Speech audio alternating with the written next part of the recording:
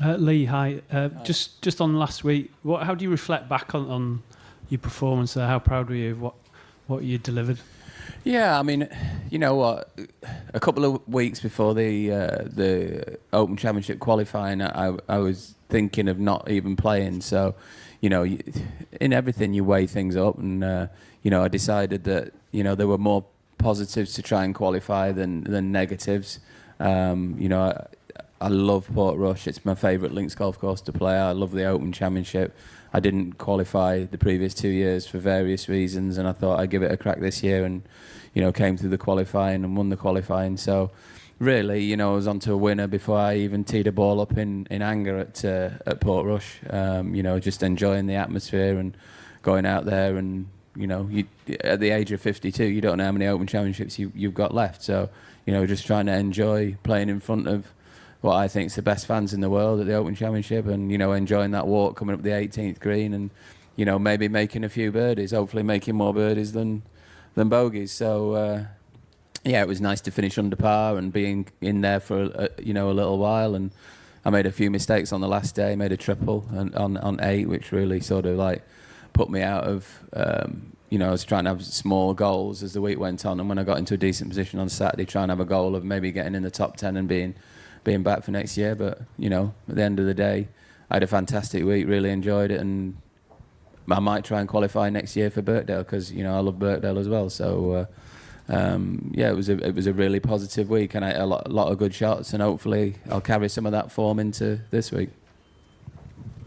Just one last one.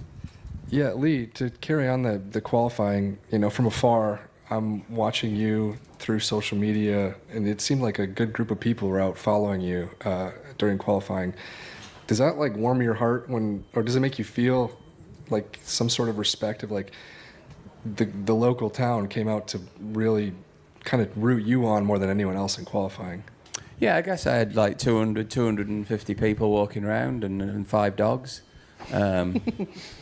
And that's the great thing about it, like the US Open and the Open Championship, they have a qualification process. So literally anybody can go and try and qualify and play in those tournaments. Now the other 2 majors don't. So they're the ones that may really benefit from LIV being included back into the World Golf Rankings. But, I've played for 33 years in front of the people that walked around in the Open qualifying, and, they've seen me grow up, and they've seen my career move forward, and they've seen the highs and seen the lows, and they like to come out and watch the golf firsthand, and that they get that opportunity at the Open Championship qualifying to come and walk behind and get close to the action, right? So, it's nice to.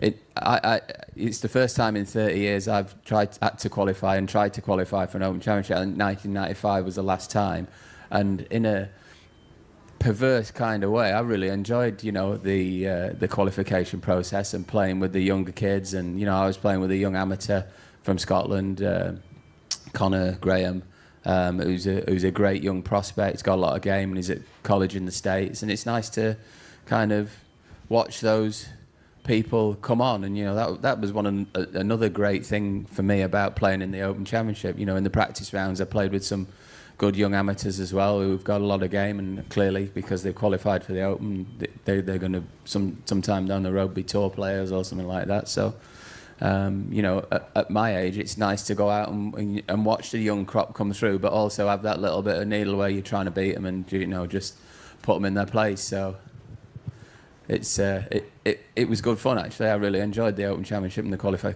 qualification process this year. Yeah.